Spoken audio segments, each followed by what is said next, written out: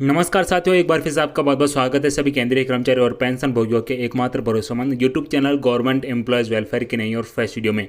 8वें पे कमीशन को लेकर सभी केंद्रीय कर्मचारी और पेंशन भोगियों के लिए ताज़ा खबर निकल के सामने आ रही है। जैसा कि आप अपनी स्क्रीन पर देख सकते हैं, दैनिक समाचार पत्र में ये न्यूज़ प्रकाशित की गई है।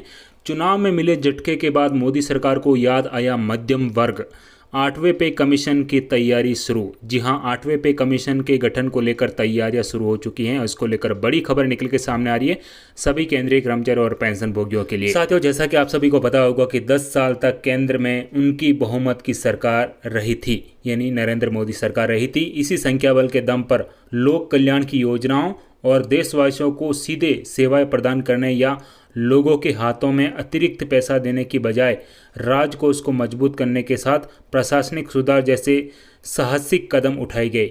इतना ही नहीं, प्रधानमंत्री नरेंद्र मोदी जी ने सरकारी अनुदानों को रेवड़ियों का नाम दे दिया था।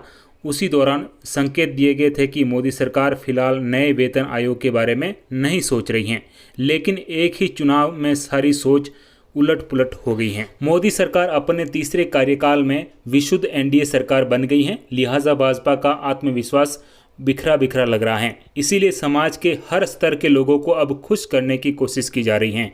वित्त मंत्री निर्मला सीतारमण 1 महीने बाद अंतरिम बजट पेश करेगी। संकेत मिल रहे हैं कि 8वें वेतन आयोग के गठन के साथ ही उसकी कवायद भी शुरू होने वाली हैं।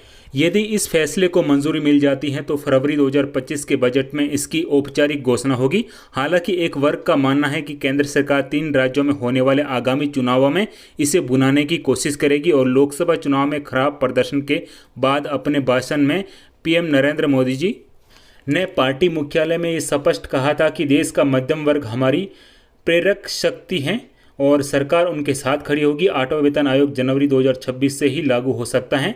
यह 49 लाख केंद्रीय कर्मचारियों और 68 लाख रिटायर कर्मचारियों के लिए बड़ी खुशखबरी होगी।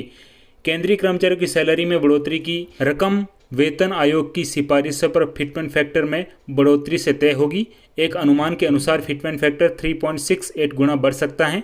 ऐसे में बेसिक सैलरी 8वें पे कमीशन 25,000 रुपये हो जाएगा। तो फिलहाल खबरें यही निकल के सामने आ रही कि चुनाव में मिले झटके के बाद मोदी सरकार मध्यम वर्ग को खुश करने के लिए 8वें पे कमीशन का जो है वो तैयारी शुरू कर दी है और इसके गठन को लेकर कोई बड़ी खबर निकल के सामने आ सकती है सभी केंद्रीय कर्मचारियों और पेंशन भोगियों को खुश करने के लिए।